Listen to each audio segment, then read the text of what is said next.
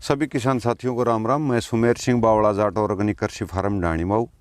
किसान साथियों, आज ये भाई साहब आए, इनके बहुत दिन से फ़ोन आ रहे थे और आज ये अपने खेत पे आए, बड़ी खुशी हुई।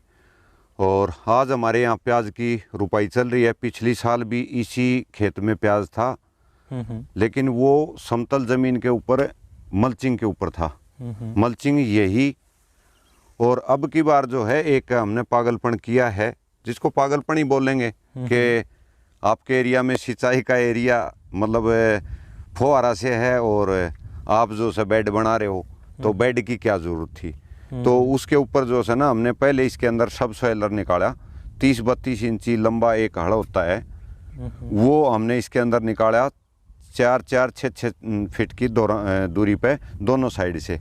उसको बोलते हैं सब सॉइलर। वो हार्ड पैन को तोड़ता है। जो नीचे टाइट परत है, जो हमने रासायनिक डाल के या खरपतवार नाशक डाल के, या जो है हमने पहले हमारे यहाँ ऊँटों से जुताई हुआ करती, उसके बाद ट्रैक्टर आ गए और ट्रैक्टर ने जो है उसको बुलडोजर की तरह ऐसा घुमा के बिल्कुल टाइट परत कर दिया।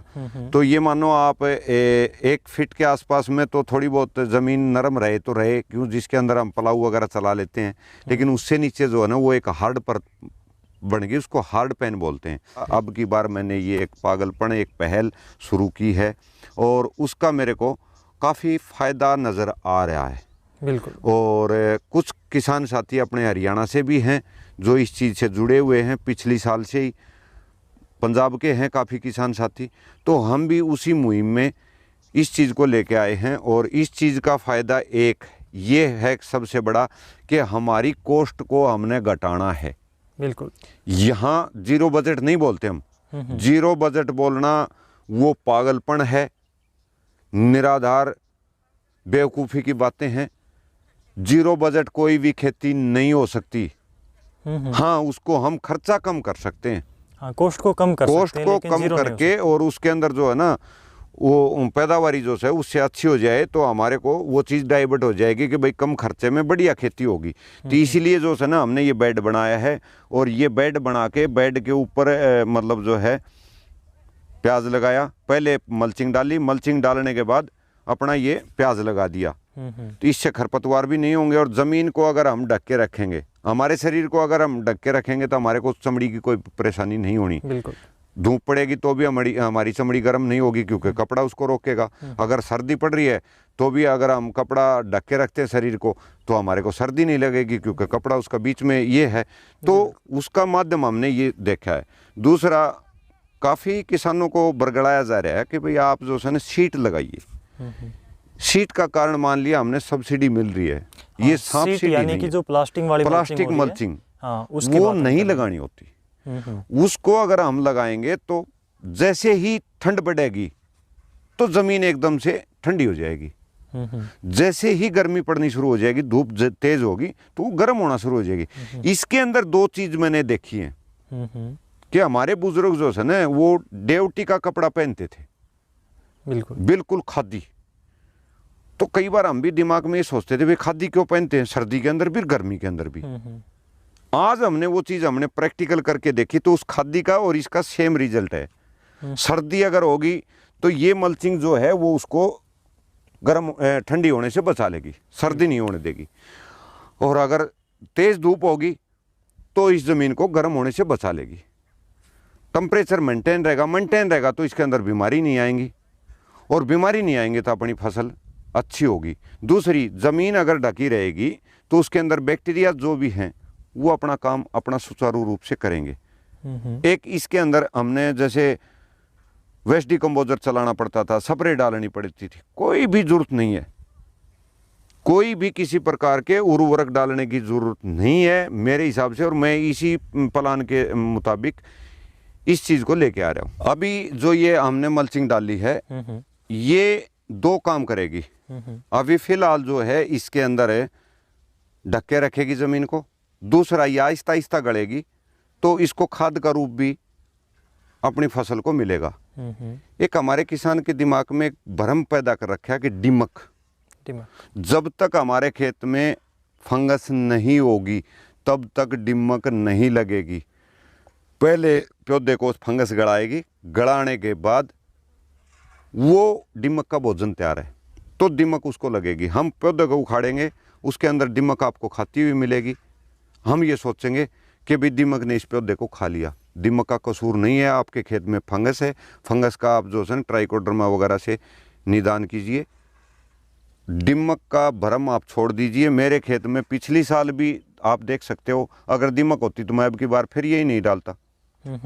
दीमक मैं ये चाहता हूँ कि मेरे खेत में ज़्यादा से ज़्यादा संख्या में दीमक हो, ताकि जो है ना जो अवशेष पड़े हुए हैं, जो खाद का रूप तैयार करना है, वो दीमक हमारे एरिया में केंचुआ से बढ़ के है। तो इसलिए दीमक को जो है आप ये एक भ्रम मत मानिए कि भाई हमारी फसल को दीमक खा रही है। वो फंगस का कारण है, फंगस का इलाज कीजिए। ठीक है। इसके अलावा आपने बताया कि प्याज के अंदर आपने कोई भी रासायनिक उर्वरकों का उपयोग नहीं किया, तो इसकी पैदावार पिछले साल आपके हिसाब से कितनी और जो एवरेज है वो आई है प्याज की? लगभग मेरी 1.5 एकड़ में 80 क्विंटल के आसपास पैदावार आई है सर, ऑर्गेनिक तरीके से। ऑर्गेनिक तरीके से। इससे भी आपने कोई खाद वगैरह जो ना, है रासायनिक उसमें जो पिछली बार जो है ना मैंने वेस्ट डिकम्पोजर और गोकर्पामर्तम बैक्टीरिया चलाया था। अब की बार वो भी नहीं चला रहा मैं। वो सिर्फ उस टाइम पे चलाते हैं कि एक बार जो है फसल कट गई, फसल के अवशेष पड़े हैं तो उनको गड़ाने के लिए एक बार चला दो, नहीं तो ज़्यादा जरूरत नहीं है। हाँ, जो नए किसान साथी लगे हुए हैं वो 1-2 साल चला सकते हैं, कोई दिक्कत नहीं है, ताकि उसमें बैक्टीरिया जो हो पनप सके जमीन में। जी। और इसके अलावा आपने ऑर्गेनिक खाद की यदि बात करें तो कौन सी ऑर्गेनिक खाद इसमें आपने पहले दी है प्याज की रोपाई से पहले अभी फिलहाल? इसमें कोई भी ऑर्गेनिक खाद मैंने नहीं दिया, हरी खाद बो रखी थी। 7-8 प्रकार के अनाज, 3 तेल, 3 दाल, 3 अनाज, इस प्रकार के बीज इकट्ठे करके और मैंने जो है ना वो हरी खाद के लिए इसके अंदर डाले थे। मैं आपके माध्यम से ये बोलूँगा कि किसान साथियों को कि खर्चे घटाओ खेती के अंदर।